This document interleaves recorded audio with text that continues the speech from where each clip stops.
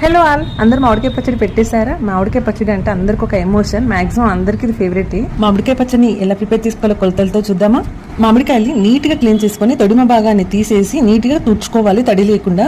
Next mangoes ని pieces గా cut చేసుకోవాలి.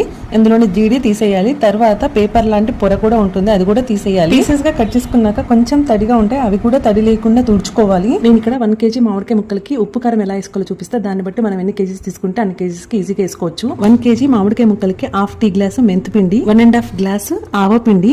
ఈ ఆవాలను అండ్ మెంతులని లైట్ గా ఫ్రై చేసేసుకోవాలి. ఈ వెల్లిపాయలు 50 గ్రామ్స్ తీసుకుంటాం. ఈ 50 గ్రామ్స్ లో హాఫ్ ఏమో కచ్చాపచ్చాగా దంచి వేసుకుంటాము, హాఫ్ ఏమో అలానే వేసుకుంటాము. 1 స్పూన్ పసుపు, 1.5 గ్లాస్ ఉప్పు, 1.5 గ్లాస్ కారం వేసుకోవాలి. ఈ మామిడికాయ పచ్చడికి పల్లీల నూనె చాలా బాగుంటుంది, టేస్ట్ కూడా చాలా బాగుంటుంది. 1/2 kg పల్లి నూనె వేసుకోవాలి, కలుపుకోవాలి. అన్ని వేసుకున్న తర్వాత పీసెస్ కి మంచిగా పట్టేలాగా కలుపుకోవాలి. అన్ని కలిసేలా కలుపుకున్న తర్వాత చక్కగా ఇలా మీ దగ్గర జాడీ ఉంటే ఈ జాడీలో పెట్టుకోవడం చాలా బెటర్. 2 days తర్వాత ఒకసారి కలుపుకోవాలి. పచ్చడి పెట్టిన తర్వాత లాస్ట్ లో ఆ గిన్నెలో అన్నం కలుపుకొని తినడం మీలో ఎంత మందికి ఇష్టమో తప్పకుండా నాకు కామెంట్ చేయండి.